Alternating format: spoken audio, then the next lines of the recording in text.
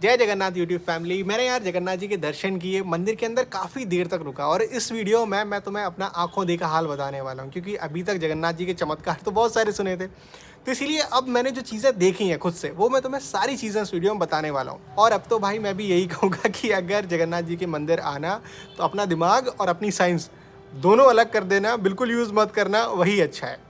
तो वैसे video start करने से पहले मैं तुम्हें एक चीज़ बता दूं कि मैं इस टाइम ऑल इंडिया ट्रैवल कर रहा हूं।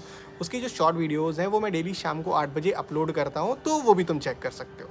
अब इस वीडियो को शुरू करते हैं। देखो, अगर तुम भी यहाँ आना चाहते हो तो आना बहुत ही सिंपल है। पास का जो रेलवे स्टेशन है वो है पुरी जंक्शन। वहाँ से ज़्यादा से ज़्यादा 2 किलोमीटर दूर मंदिर होगा। बस वगैरह चलती हैं, ऑटो हैं, 10 या 20 रुपये लगेंगे, आराम से वो तुम्हें मंदिर के पास छोड़ देंगे।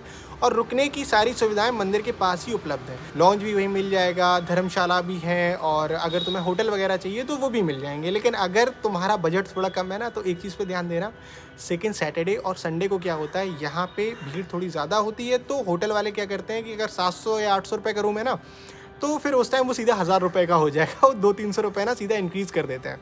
तो उसका वो थोड़ा तुम्हें ध्यान देना पड़ेगा। अब मैं तुम्हें मंदिर के बारे में सारी चीज़ें बताता हूँ। बस हाँ, मेरा जो एक्सपीरियंस है ना, पर्सनल एक्सपीरियंस, वो मैं तुम्हें लास्ट में बताऊँगा। मुझे यार जगन्नाथ जी के दर्शन करने में ना टोटल 6 घंटे लगे, क्योंकि भीड़ काफ़ी थी।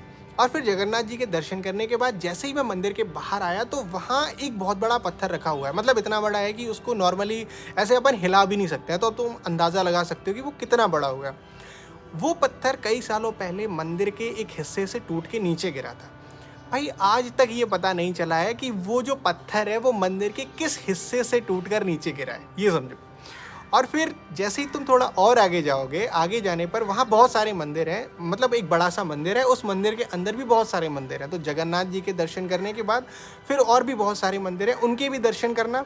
और खाना, जो तुमने सुना होगा महाप्रसाद के बारे में, जो वहाँ महाप्रसाद मिलता है, तो महाप्रसाद ग्रहण करने से पहले क्या करना, 10 रुपये का एक टिकट होता है।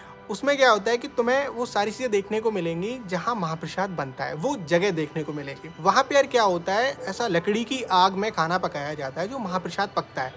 तो और जितने भी बर्तन होते हैं वो सारे मिट्टी के होते हैं। ऐसा एक के ऊपर एक के ऊपर एक ऐसे 7 बर्तन रखे जाते हैं। अभी होता क्या है, जैसे नीचे लकड़ी की आग जलती है और वो 7 बर्तन ऊपर रखे होते हैं। तो साइंस के अकॉर्डिंग क्या है कि जो खाना पहले पकना चाहिए वो सबसे पहले नीचे वाले बर्तन में पकना चाहिए। लेकिन जगन्नाथ जी के यहाँ ऐसा बिल्कुल भी नहीं होता है दोस्त। वहाँ खाना पकता है सबसे पहले ऊपर वाले बर्तन में, फिर उसके नीचे, फिर उसके नीचे, और जो सबसे नीचे रखा है उसमें खाना सबसे बाद में पकता है। मतलब बिल्कुल अलग ही प्रोसेस, उल्टा प्रोसेस है साइंस के अकॉर्डिंग। और फिर जो वहाँ महाप्रसाद मिलता है ना, वो बिल्कुल एक बाजार की तरह है। वहाँ पे क्या है, ऐसा मंदिर में जो भंडारे होते हैं ना, कुछ वैसा वाला सीन नहीं है कि तुम वहाँ जाओगे, बैठोगे, देन कोई आएगा तुम्हें खाना परसेगा, तुमने खाया और चले गए। नहीं भाई, ऐसा बिल्कुल भी नहीं है। वहाँ एक पूरा बाजार की तरह है। बहुत से लोग बैठे होंगे जिनके पास प्रसाद रखा होगा। तुम जहाँ से चाहो वहाँ से ले सकते हो। वैसे ये जो तुम वीडियोस वगैरह देख रहे हो ना, ये वहाँ का नहीं है, वहाँ तो कैमरा अलाउड नहीं है, ये अलग मंदिर का है। लेकिन कुछ इसी तरह का होता है, बस वो बहुत ही विशाल होता है, वो इतना छोटा नहीं होता है। वहाँ तुम पत्तल में खाना चाहो तो खाना पत्तल में मिल जाएगा, या फिर अगर तुम्हें केले के पत्ते में खाना है तो वो तुम्हें अलग से खरीदना पड़ेगा और खाना उसमें भी मिल जाएगा। तो इस तरह तुम महाप्रसाद ग्रहण कर सकते हो। और उसके बाद वहाँ और भी बहुत सी चीज़ें होती हैं, जैसे खीर हो गया, या फिर मीठी पूड़ी हो गई, रबड़ी हो गई, ऐसे बहुत सी चीज़ें हैं जो अलग अलग रेट में मिलती हैं। मैंने खीर खाई थी तो वो 50 रुपये की आई थी, और जो महाप्रसाद था वो 100 रुपये का आया था। तो ऐसे तुम्हें बहुत सी चीज़ें वहाँ मिल जाएंगी, तो वहाँ से ख़रीद के खा सकते हो। अंदर का यार जो एक्सपीरियंस है ना, वो जो एक बाज़ार है वो बिल्कुल डिफरेंट है। अभी तक यार ऐसा कुछ मैंने अपनी लाइफ में तो कभी नहीं देखा, वो बिल्कुल ही अलग है।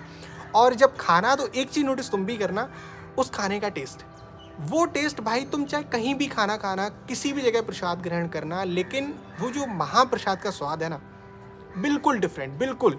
और वहाँ पे चाहे दर्शन करने के लिए जितने भी लोग आ जाए, महाप्रसाद कभी भी कम नहीं पड़ता है, मिलेगा सबको, ऐसा भी होता है। तो अगर तुम भी वहाँ जाना तो ये सारी चीज़ें नोटिस जरूर करना। फिर मैंने मंदिर के बाहर आके देखा इस झंडे को, जिसको पताका बोला जाता है। ये चीज़ भी नोटिस करना, आसपास के जितने भी झंडे होंगे ना, वो उस दिशा में लहरा रहे होंगे जिधर हवा चल रही होगी। लेकिन जगन्नाथ जी का झंडा हमेशा हवा के विपरीत दिशा में लहराता है। नोटिस जरूर करना भाई। और ये जो झंडा है ये हर दिन बदला जाता है, क्योंकि अगर एक भी दिन नहीं बदला गया तो ये मंदिर 18 सालों के लिए बंद हो जाएगा। इस झंडे को चोला परिवार के लोग हर दिन बिना सेफ्टी के 214 फीट की हाइट पर ऊपर जाकर बदलते हैं। और तुम ऐसा समझो, आज तक कभी भी कोई भी हादसा नहीं हुआ।